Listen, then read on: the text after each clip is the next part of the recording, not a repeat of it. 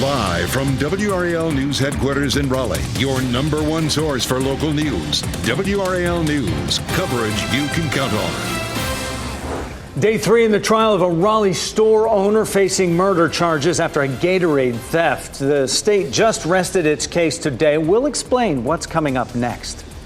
Plus, the Duke lacrosse rape case, which shocked the nation nearly 20 years ago, takes a new turn. The accuser's stunning admission. And it's a beautiful afternoon to be out and about enjoying holiday events. We'll talk about how cold it will be through the weekend if you're planning to be out and about. And a good afternoon to you on this Friday. I'm Jeff Hogan. And I'm Renee Chu. Thanks so much for joining us. It is day 3 of testimony in the trial of a downtown Raleigh supermarket owner charged with stabbing a customer to death. This customer was stealing Gatorade. Tazir Zarka is charged with killing Mark Garrity in April of 2023. And early this morning, the state rested its case after 10 witnesses took the stand. WRAL's Chelsea Donovan has been in this court since the trial began Monday and joins us now with what happened today. Chelsea. Yeah, so Jeff, a pretty big development minus the fact that the state rested earlier this morning, and that is the fact that the jury will leave the courthouse here this afternoon and walk 4 blocks to Wilmington Street, where they will then view Taz's store. This is very unusual, and it's something that the state objected to, citing that there were already photos and videos and copious amounts of evidence that didn't require them to go to the store. But the judge overruled that, and they will leave here after the lunch break around 2:30 to take a tour of that location. However, the judge did put in a lot of parameters for this unusual visit. The judge says the store has to be closed. All the surveillance must be off. Jurors, lawyers, the clerk, and law enforcement are the only folks that can go in. And there can be no signs in the store that show support for Taz. The state is very concerned about patrons standing outside on a public sidewalk that could also say things in support of Taz. Now, the judge ruled that the jurors can take in notepads but cannot ask any questions. Now, we were told early this morning by Carl Knudsen, that's Zarka's defense attorney, that he will testify today. That would, though, come after this field trip. Right now, they are presenting 2 different character witnesses by the defense. And so we'll keep you updated on this situation. We should also mention that if Zarka is convicted of this crime, he faces a max of 20 years in prison. Chelsea Donovan, WRAL News, Raleigh. I'm Brett East here in the WRAL Live Center following some breaking news out of Wayne County, where the sheriff says that his deputies have made a human remains discovery for the second time at the same location. This is the 900 block of Dollardtown Road that's near Goldsboro. And you can see our Google map view here of what that street looks like. On November 20th, Wayne County Sheriff's Office was called out there for the discovery of human remains. And now 3 days ago, on December 10th, they were called back to the same location for an adjacent property where there was even more human remains discovered, all of this being sent to the medical examiner. We're still learning more information about why those remains were found there and what is coming out of this investigation. We're going to stay on top of this one and keep you updated. Thanks, Brett. It's a big weekend for holiday celebrations across the Triangle. Tomorrow, the Carrie J.C.'s Christmas Parade will spread its holiday cheer throughout that downtown. And Durham is celebrating with its annual treasured staple, their holiday parade. Meteorologist Elizabeth Gardner is in the WRAL Severe Weather Center right now. Are we going to need to layer up for these events? We are. Temperatures are going to be feeling very festive and very much like December. We'll see highs in the mid-50s, but we will see a good bit of sunshine. And that's thanks to this high pressure system. High pressure systems tend to bring sinking air, which helps to compress and dry out the atmosphere. But that's not the only part of the story. We are going to have some moisture moving up the Mississippi Valley. And out ahead of that right now, we're seeing just some high, thin cloud cover. That will increase as we get through the weekend. And eventually, this cold front, which is a slow mover, will roll in next week and help to bring us a chance of some rain. But we're looking dry for the weekend. So a green light to any of your outdoor plans. It will be cool and dry both days in the mid-50s. Partly cloudy Saturday, mostly cloudy on Sunday. holiday. So we take a look at the next 3 days temperature-wise. Today's 55, 52 Saturday, and then 53 on Sunday. And temperatures at parade time. Durham, of course, kicks off at 10 a.m., 41 degrees there. But there are so many parades. We've had so many people say, hey, what about this parade, that parade? If your parade starts at 10 o'clock, temperatures will likely be in the low to mid 40s. And then Cary on Saturday at 2 o'clock, just after the Durham parade, temperatures will be in the low 50s and we'll see plenty of sunshine. Of course, as we get into Sunday, we start to see an increase in our cloud cover. Early next week, it turns much warmer, and we'll talk about our potential for rainfall then coming up. Elizabeth, thanks. Thousands of local college students will walk across the stage this weekend to become college graduates. St. Augustine's University's first ever December commencement is happening right now. North Carolina Central University and East Carolina University will hold commencement today. NC State's commencement will be Saturday. UNC's will be Sunday. Congratulations to all the graduates. 37 arrests have been made in a drug trafficking and money laundering scheme out of Moore County. Authorities say the people involved were distributing large amounts of fentanyl, meth, and cocaine. And this was all alongside a sophisticated money laundering operation. Everyone who was arrested was either from North Carolina or Arizona. A stunning development in a story that made national headlines nearly 20 years ago. 3 Duke men's lacrosse players accused of rape. WRAL's Kelsey Coffey shares that for the first time, the woman who accused them admits she made it up. Today, we're following new developments in a story that shook Duke's campus and the entire nation. Crystal Mangum just admitted that she lied about those rape allegations years ago. She was recently interviewed from prison and appeared on the Let's Talk to Kat podcast. For the first time, Mangum says she made the whole thing up. Back in 2006, Mangum was performing as a stripper at a Duke men's lacrosse team party. She claimed that 3 players trapped her in a bathroom and raped her. But her story was inconsistent. Then Attorney General Roy Cooper dismissed all the charges against the men, declaring them innocent. In her interview, Mangum says she hopes the players will forgive her, and she says they should not have gone through what they did. Kelsey Coffey, WRAL News in Durham. And back here in the WRAL Live Center, we're hearing from Governor Cooper today about that case. He's at another event right now, but he was asked about the role that he played back when this all happened. As Attorney General, it was important for me to take that case from the local prosecutor, do an investigation to find the real truth. It is why I dismissed the charges and took the extra step to declare those players innocent of those alleged crimes. That's why I did that.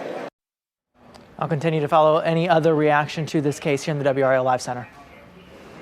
And as you heard him say, Governor Cooper at the time was Attorney General. So here's what else happened after those accusations came out. Durham DA Mike Nifong pursued charges against the 3 players Mangum accused. He was later found guilty of lying about DNA evidence that would have cleared them. Nifong was disbarred. The players sued Duke University for how it handled their case. That lawsuit was later settled for an undisclosed amount of money. The players also sued the city of Durham. Mangum is now in prison after being convicted of killing her boyfriend, Reginald Day, in 2011. We're working to get more information about a situation involving an armed person at Fort Liberty last night. Military officials say this was in the area of the 82nd Airborne Division. Emergency services confirmed the situation was still active but contained, and we are asking for more information. How did the suspect in the United Healthcare CEO's murder elude police for nearly a week and travel from New York to Pennsylvania completely undetected? Stephanie Gosk reports NYPD investigators believe they have a clearer picture of how Luigi Mangione accomplished that. One of the mysteries in this case all along is how Luigi Mangione could have allegedly committed murder in Midtown Manhattan and escaped New York City. The NYPD had initially said that he got on an e-bike, went through Central Park, and ended up at a bus station uptown where they lost his trail. But now the chief of detectives for the NYPD says instead of leaving that bus station, leaving New York from there, he actually got on a subway and went back downtown and then eventually ended up in Pennsylvania, in Philadelphia, Pittsburgh, and ultimately Altoona, where he was arrested in a McDonald's. We are also learning new details about a possible motive. United Healthcare says that Mangione was not part of their health insurance program, but the chief of detectives of the NYPD says they're still looking at his health history as potentially playing a role, that he had suffered from chronic back pain, had had an injury, and even surgery that, in the chief's words, could have, quote,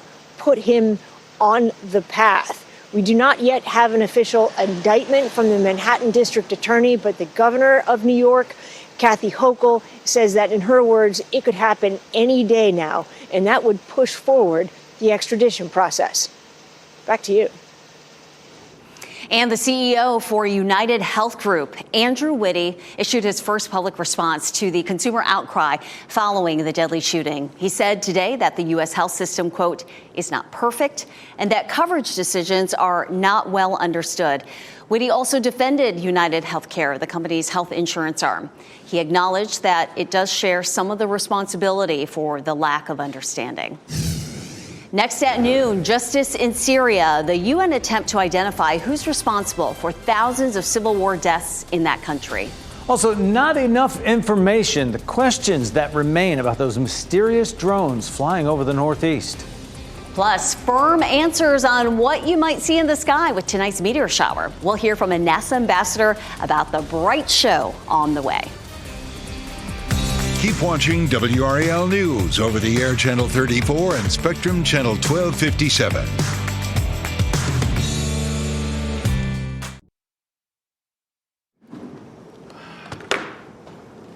And welcome back this noon. Secretary of State Antony Blinken made an unannounced visit to Iraq today. It's the third stop of Blinken's trip to the region with a focus on Syria after the ousting of Bashar al-Assad.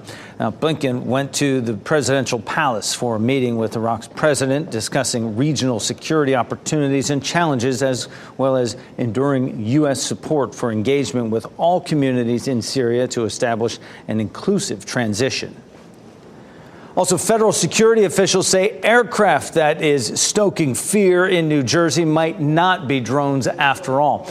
Now, they say they can't corroborate reported sightings despite numerous reports and videos. Amy Kiley reports other officials say those answers aren't good enough. They should be shot down if necessary. As worries grow over drone-like aircraft spotted in New Jersey, federal security officials offered this assessment. It appears that many of the reported sightings are actually manned aircraft that are being operated lawfully. In other words, they might not be drones. Witnesses sound skeptical of that. Another drone? They'll just change direction, go from 90 to 270 degrees, just fly different directions, and planes obviously can't do that. Some experts seem doubtful too. Fixed-wing aircrafts don't stop and hover and then go dark and take off. There's too many eyewitness accounts to say it's just a manned aircraft. Whatever they are, security agencies seem unable to explain or stop them. They say they can't corroborate reported sightings. There's another one up here. Some New Jersey officials say the aircraft appear able to evade traditional radar and police helicopters. They appear to actually avoid detection by traditional methods. So when our state police helicopter has gotten close, lights go off and they go away. The mystery has many demanding answers. But how do you know there's no threat if you don't know much about it? What are these drones doing in New Jersey? I can tell you what they're not doing. If they're Martians, I guarantee you they're not staying because the taxes are way too high. I'm Amy Kiley reporting. Intelligence analyst John Miller says the military can shoot down a drone, but it could be dangerous in a populated area. He says it could land somewhere and cause damage. What do you think is behind the mysterious objects flying over the Northeast? UFO, maybe, foreign advisories, U.S. military, or private citizens. So we want you to share your voice right now. If we can pop up that QR code on your screen, there you go, or head to WRAL.com/yourvoice. So pick one of these. What do you think it is? We will share the results before the end of this newscast. Look up to the sky the next few nights and you may see what looks like a shooting star. Tonight, the Geminid meteor shower peaks. Meteorologist Elizabeth Gardner explains what we need to know about this amazing event. Elizabeth. Yeah, we're happy to have NASA Ambassador Tony Rice with us. I want to call you meteorologist. I mean, you're close to it. Great to have you on again. The Geminid meteor shower is one of the best that we see all year. So we have, on the calendar a list of different meteor showers all year, and this is the last one, and it's one that people really look forward to. Tell us about this year's Geminids and what are we looking at? So yeah, this is the one that we usually have circled on our calendars, but unfortunately this year, it's not going to be great. It doesn't mean that we're not going to be able to see some meteors. I got some ideas on how you can maximize that, but this year it's happening really close to the full moon. So it's kind of a natural light pollution that we're going to see in the sky. And I ran some of the numbers. About 75% of the meteors tonight are going to be hidden by that full moon, the bright moonlight in the sky. So the best advice tonight is going to be to look as soon as it gets dark. Well, we're expecting it to peak shortly after sunset and through about midnight. We're going to be seeing some clouds, and I think you've got some information on that. And again, the moonlight's going to be getting in the way, but an even better time to look at it, if you don't mind getting up a little bit early, is going to be in the hours right before sunrise. That's when the Earth is turning into that stream of debris that the meteor is leaving behind. And it's actually the leavings of a dead comet, Comet Phaethon, that comes through about once a year. So again, as the Earth is turning into that, we'll see a lot more meteors. So that hour or so before sunrise is a great time to see them. And it's the brightness of what's around you or what's in the sky that always makes it so difficult, especially around here. It's hard to find a dark enough spot. But as you were just saying, the Geminids is one of the meteor showers that's on the list because of the rotation of the Earth and how we interact with the tails of those comets. And they just come right, at the same time every year, which is kind of neat. We can plan around them. So tell us, again, you said what time. Is there a particular spot that you like to go to that's darker than others? Darkness is really the key here. The darker the spot is, the more that you're going to see. They're called the Geminids because they appear to be coming from the constellation Gemini. But that doesn't mean that you need to look there. The best advice is look wherever you happen to be, look to the darkest part of the sky, and definitely give yourself some time for your eyes to adjust. 10, 15 minutes outside, you'll be amazed at how much more you can see. Thank you, Tony. We always appreciate you being here. It's Thanks always fun to hear about all the exciting things that are happening, up in space, and especially meteors. People love seeing those. So we'll take again, thank you very much for being here, and we'll send it back to you guys. Yeah, let's take this live look right now from one of our WRAL live cam network shots here. And much of what we're seeing, and this is Durham right now in the Bull City, but we're getting some blue sky out there, mostly everywhere around our viewing area today. Yeah, we're taking that live look at Durham there. Let's talk a little bit more about the Geminid meteor shower. Again, it does peak tonight, but just because it peaks tonight doesn't mean that you wouldn't have a chance to see it over the weekend. But one of the problems that we'll have as we get closer to, say, Sunday and Monday is we'll have more clouds out, and so the meteors would be obscured by the clouds. So that's going to be something we're watching. Theoretically, this would be a very active one with up to 120 meteors per hour. But again, as Tony was saying, the moon's going to cause a problem, and some of the clouds will cause a problem as well. This is a look at our visible or high resolution satellite, and you can see just some high clouds. You can see those around Fayetteville and Raleigh, and those are going to thicken up. We have some moisture coming out of the Gulf of Mexico, and that's going to be streaming in across our area. That will increase overnight, but watch when it starts to drop. We get to, say, 2 or 3 o'clock in the morning, and we're going to see just a break in those clouds. So first thing in the morning before sunrise, if you're going to be up early, like Tony said, 5 a.m., 6 a.m., 4 a.m., some of us are up at 4 a.m., but not usually on Saturdays. That's going to be a really good time to see this. And you want to be, out, like say around Jordan Lake, Falls Lake, somewhere where you don't have a lot of light pollution. Here's a look at some of those clouds. We're seeing those over Apex right now, so it's starting to feel a little bit grayer out currently, but we're going to see the clouds coming and going, and we're not seeing them, overcast really anywhere right now. It is 56 degrees. The sunshine has helped to warm us up a little bit. 52 in Roxborough, 53 in Rocky Mount, and 53 in and Southern Pines. Our 24-hour temperature change noticeable compared to yesterday. We're 5 to 10 degrees warmer. JT Davis sent us this Cary sunset from a couple of days ago when we had all those clouds in the sky. It was real pretty, especially as that front was trying to pull away from us. WRAL.com, search Weather Watchers. We would love to see your photos, holiday lights or, anything that you have that you would like to show us. This high pressure system will keep us dry for a bit. You can see the moisture coming out of the Gulf of Mexico, pushing some cloud cover our way, but we don't have rain in our forecast for the bulk of the weekend. 55 is our normal high, and we'll hold close to that Saturday and Sunday. And then the front, as it gets closer to us, is going to switch our winds a little stronger out of the south. It's going to bump our temperatures into the mid to upper 60s. But it's chilly the next few mornings. 34 Saturday, Sunday 36. That's close to our normal low, but we'll see our temperatures bumping up in the mornings as well as we get into the weekend. Once again, we're proud to broadcast the Durham Holiday Parade starting at 10 o'clock right here on WRAL tomorrow morning. If you're going to be there in person, temperatures will be in the low 40s. Cary Christmas Parade later in the afternoon, temperatures in the 50s. And there are lots and lots of Christmas parades that are happening on Saturday. So the weather looks fine for all of them. Look at this, 69 degrees. That one really sticks out on the 7-day forecast, doesn't it? We're going to talk about why we're going to have the potential for some scattered showers on and off next week coming up. Elizabeth, thanks. Breast cancer that may not need surgery. Researchers have studied a condition that's considered early breast cancer. The alternative treatment they say is effective. Today on our news at 5:30. Then at 6, who will foot the bill? The fight over who should help Western North Carolina businesses get back on their feet after Helene, and how you can help. Also still ahead this noon. How tech leaders are working to shore up their relationships with President-elect Donald Trump.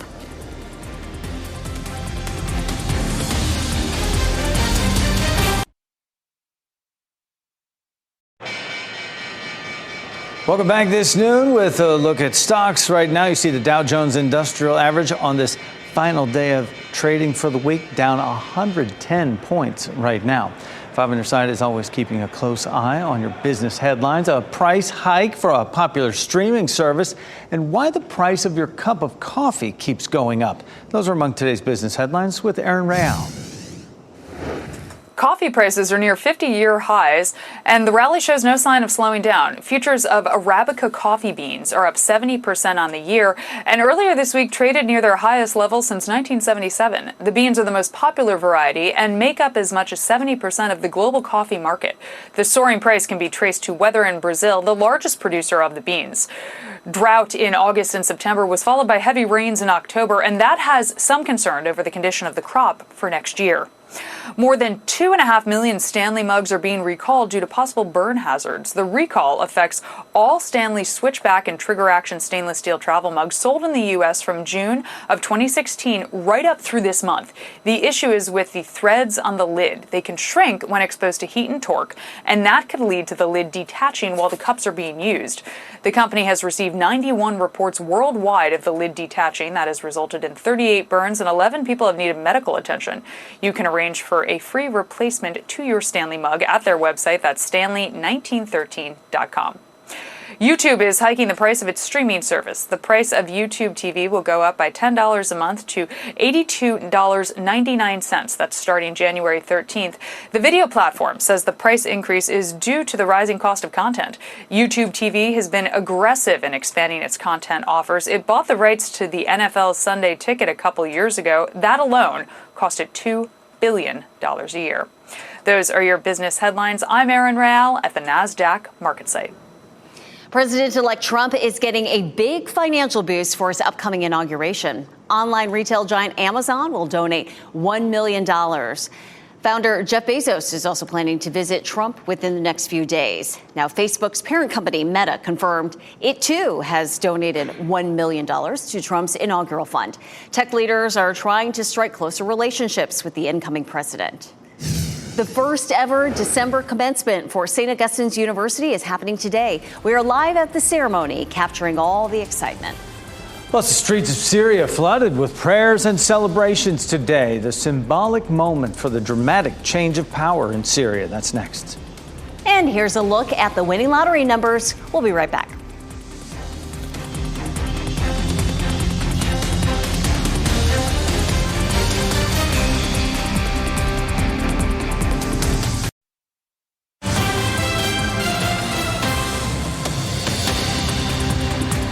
Some breaking news. Nancy Pelosi has been hospitalized while on an overseas trip. She was in Luxembourg for an official trip to mark an anniversary of the Battle of the Bulge when she sustained some sort of injury. Now she is in the hospital being treated well by medical professionals and doctors over there, and she is hoping to get home as soon as possible, but she will not be doing any of the other events that she had scheduled. We're going to learn more information about that injury. We'll keep you updated. Thanks, Brent. Thousands of local college students are graduating this weekend, including the first ever December commencement at St. Augustine's University in Raleigh. Timing was very important with this. WRAL's Destiny Patterson joins us live from that ceremony with a look at all the pomp and circumstance. Destiny. That's right. Very high spirits inside. But of course, graduation typically happens in May. But the university says that having this extra ceremony allows and makes sure that each student is able to celebrate their degrees. Of course, today's graduation ceremony comes just days after we told you the school's accreditation is revoked. But the students who walk today, they will walk away with accredited degrees. That's because the university remains accredited through its appeal process. Being here today also gives us a chance, though, to talk to students. They have been really hard to reach throughout this process due to the scrutiny that the university has faced. And of course, they are also doing remote learning since Thanksgiving.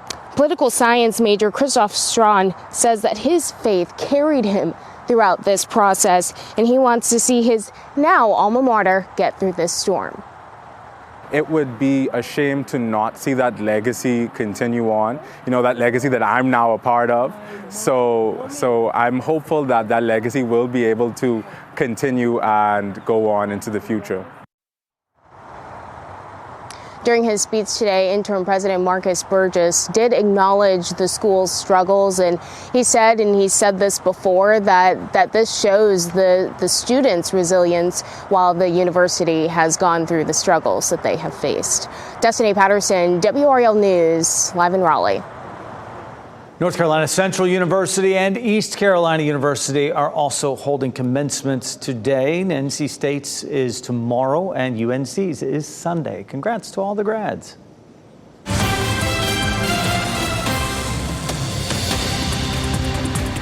Our county by county coverage takes us to Lee, Nash, and Person counties. We'll start with Lee. This week, the Lee County School Board approved pay increases next year for classified staff. Those are employees who don't require certification, like office clerks, bus drivers, custodians, and bus drivers. The increases would start on the first day of the new year. Spring registration is underway at Nash Community College for next semester. Spring semester classes start January 8th, and students can register through January 7th. Drivers should prepare for road closures and traffic changes during the Roxborough Jaycees Christmas Parade on Saturday. Starting at 1, police will close 25 intersections for parade safety. Main Street from Carver Drive to Gordon Street will be closed to all traffic until 4 p.m. The parade starts at 2. Thousands of Syrians hit the streets to participate in Friday prayers and celebrate the downfall of President Bashar al-Assad's regime. Matt Bradley reports the head of the UN chemical weapons watchdog urged Syria's new leaders to grant investigators access to that country to continue identifying perpetrators of attacks that killed and injured thousands during the civil war. Well, it's been nearly a week since Bashar al-Assad fell from power here in Damascus, and the celebrations are continuing amidst the euphoria and the fear. And I have to say, there is some very real fear about what is to come. There is a concern now for justice, and we've been seeing this all over the place, all over this country as we've been spending the past week here. People demanding that something be done about the crimes of the nearly 14-year-long civil war that just ended in the past couple of days. Now, we've talked about torture, we've talked about executions, wrongful imprisonment. But one of the other issues is the use of chemical weapons. And, a lot of those folks that we were speaking to said that they are leaning and waiting on the international community to bring the perpetrators to justice. And not just Bashar al-Assad, but his top lieutenants, many of whom their whereabouts remain unknown. So as we see this situation continuing where people are demanding to see some sort of accountability, they're looking to the United States. And that's a complicated issue because the United States, under the new president, Donald Trump, it's unclear what he's going to be doing about that. Tulsi Gabbard, he is nominated to head the intelligence agencies, she has been a skeptic of the Bashar al-Assad's use of chemical weapons on several occasions. So while we're seeing new processes, new trials against members of the Assad regime, it's unclear whether the people of Syria will ever get the justice that they are demanding right now. Matt Bradley, NBC News, Damascus, Syria. 2 big Raleigh music festivals are coming to an end. In a 6-month time span, the IBMA Bluegrass Festival and Dreamville Festival announced their time in Raleigh will come to an end. The Bluegrass Festival is moving to Tennessee. There are already plans to create a new music festival with a broader range of music and with Carolina roots. Dreamville organizers say next year's event, it'll be in it'll be in April. It's their 5th and it'll be their last, and no replacement festivals have been announced. A heartwarming story this holiday season. We captured the moment a local veteran was surprised with a groundbreaking for a new home in Rocky Mount. Sergeant Kelsey McInnes is a retired Army officer who was injured during training. The home will be built to care for her needs and provided in partnership with the Helping a Hero organization and Bass Pro Shops. McInnes says this will change her life. I'm always worried about what my next step is going to be. And honestly, they just took that away from me, all the worry, all the unknown. And I can't thank anyone enough, Now I'm going to be able to be independent, have a family if I want one, a backyard, be able to shower without be worrying. So I'm very grateful. Well, this will be a big step in taking away those worries. The hope is her home will be finished by May of next year.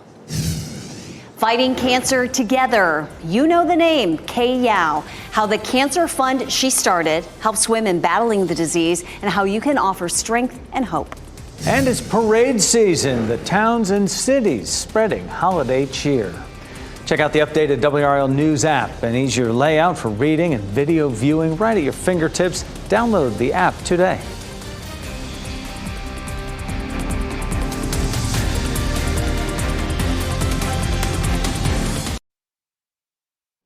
This weekend, there are several holiday events happening in the Triangle. Join WRAL for 2 different parades. Let's start with the Durham Holiday Parade.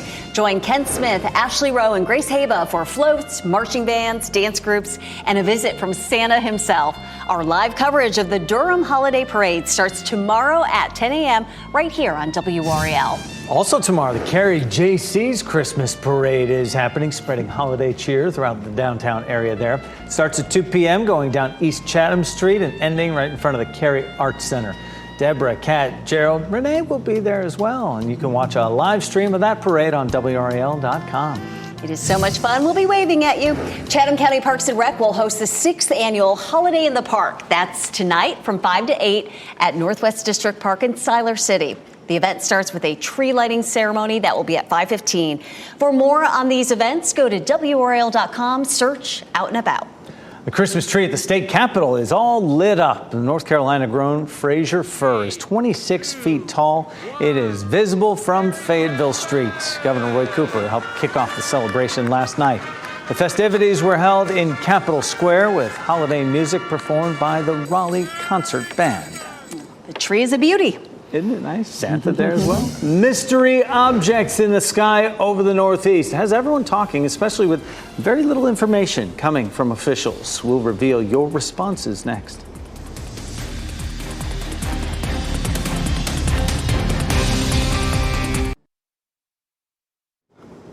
Say her name anywhere and it still strikes a chord 15 years now after her death from breast cancer. We're talking about Kay Yao, the legendary NC State women's basketball coach. And what you may not know is that before her death, She set up the KYAO Cancer Fund to support women battling all cancers. Joining us today to talk about the fund and the upcoming event, we have a familiar face, Amanda Lamb, back in the building. Great to see you. MC of this event coming up here, as well as the celebration and run walk. And cancer survivor Leslie Moore Martinez is here with us. Welcome, ladies, both of you. Thank you. Amanda, first, I know it's personal to you, Melanie. It's personal for you as well. It is. The reason I wanted to get involved is my mother had brain cancer in 2012, and I was her caregiver. So I'm the first caregiver to be the honorary chair of this event, which I'm very honored to be.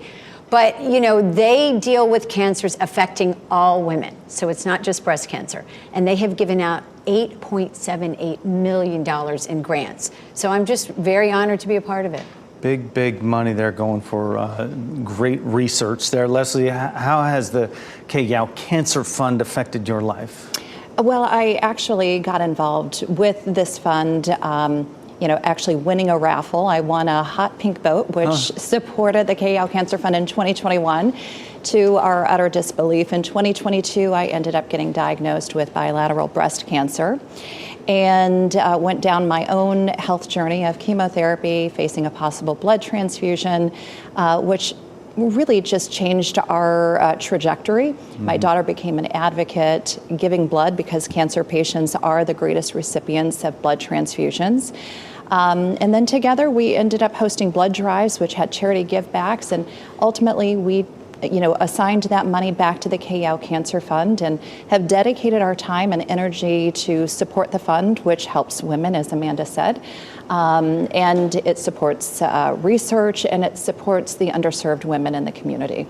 And Amanda, I know you dig deep into everything that you do. I do. How has the KYAO Cancer Fund impressed or surprised you? You know what I didn't know, Jeff, is that she was battling breast cancer on and off for 22 years at the height of her career, which is amazing. Who knew? And the people who worked with her, her players, said she just continued to push through, which I think is amazing. And also talking about where the money goes, underserved communities. If you're in a rural community, you have a hard time getting to your treatment because it's a long way, it's expensive.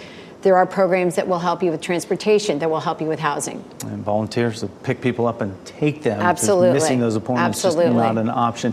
Well, Leslie, we have to ask, how are you doing today? Thank you. Thank you for asking. I'm doing great. I've got a wonderful medical team. We're very fortunate. We live in a wonderful community with amazing resources.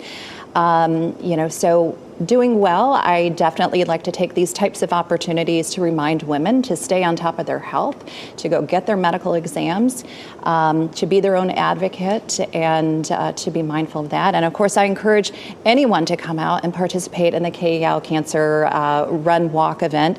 It is designed for everyone. It's a celebration. It is just a wonderful group of people, survivors, thrivers, and we would welcome anyone there, and it's a wonderful event. And with that, Amanda, how can people get involved? KYAO.com. If you sign up before the 15th, you get a $15 discount. It's at the Wake Med Cary Soccer Park on February 1st. It's a lot of fun, and I know you do races, I do races. It's not a 5K. It's a 4K. Okay. Get it? Get it? Yes, 4K. I do. Okay. And it's meaningful. It doesn't matter the distance or if you're walking or running, what you're doing. Show up. And it's a big day. Survivors, family, friends. It's a celebration of people's lives and of her life and her legacy. And honoring a lot of folks Absolutely. out there. Yeah, you choose your cause there with that. Well, Amanda, Leslie, thank you both so much for joining us and getting the word out. Renee? Absolutely. Leslie, thank you for sharing your story. And then Amanda, good to see you again. And knowing that you're cheering an event, it will be a success. All right. Our beautiful weather out there. It's nice to see the sunshine. I know it's a little on the cold side, but it's warming up into the 50s. Yeah, and that's normal for this time of year. So we can't really complain about that too much, I guess, right? A little bit of cloud cover streaming in. You can see some of that as we take a live look at downtown Fayetteville. And also in Apex, you can tell the clouds are thin enough. Plenty of shadows there on Salem Street and blue sky here in Chapel Hill and in Raleigh. So just have a little bit of high thin cloud cover that's moving across the area right now. And of course, at the beginning of the newscast, we talked more about how that could affect your ability to see the Gemini meteor shower tonight, especially the first part of the night. Later on, closer to sunrise, you may have a better chance of seeing what is usually a pretty famous meteor shower. High pressure keeping things mostly dry, but here's what's happening next. We have a flow coming out of the Gulf of Mexico. You can see some rain and some cloud cover here well to our west. Some of that is streaming across our viewing area, and it's going to come and go through the weekend. So there are going to be some periods on Saturday where it may feel a little cloudy, but we'll call it partly cloudy. On Sunday, as this next system gets closer to us, it may feel more overcast. So this is our front that we'll be watching that stays to our west over the weekend, but it does bring us a slight chance of some rain, maybe Sunday afternoon, Sunday night. This front will stay to our west, and it will continue to allow warm air to move up from the south. So until the front comes through, we'll continue to see a warming trend. Sunday, just a 20% chance of rain. And then Tuesday, Wednesday, Thursday of next week, maybe even Monday, the models are really all over the place. It looks like it's going to be a bit wetter, but pinpointing when and how much rain we may see next week is still looking a little tough to do. We definitely need the rain. This is a look at our drought status. We're looking at moderate drought for most of the state of North Carolina.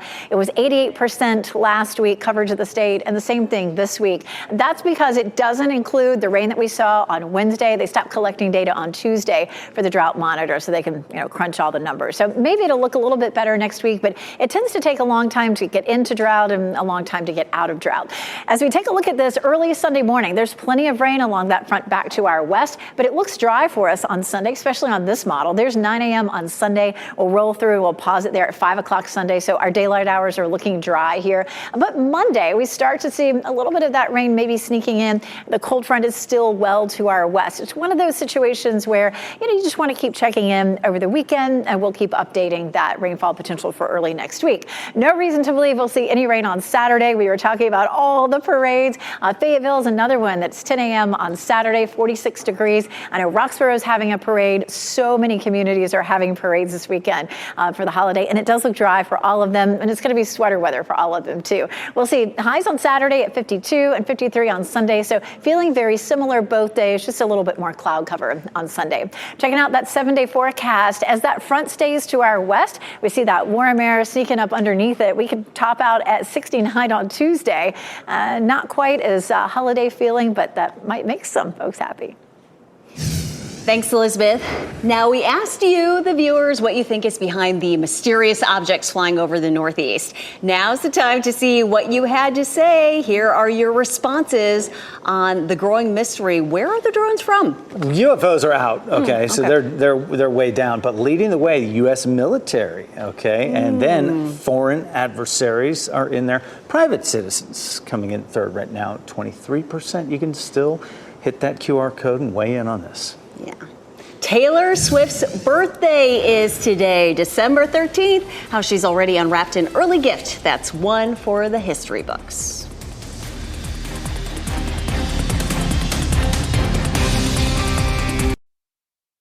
Here we have a look at a few of the headlines we're following for you today. It is day 3 of testimony in the trial of a downtown Raleigh supermarket owner charged with stabbing a customer to death who was stealing a Gatorade.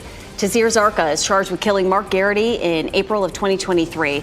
Early this morning, the state rested its case after 10 witnesses.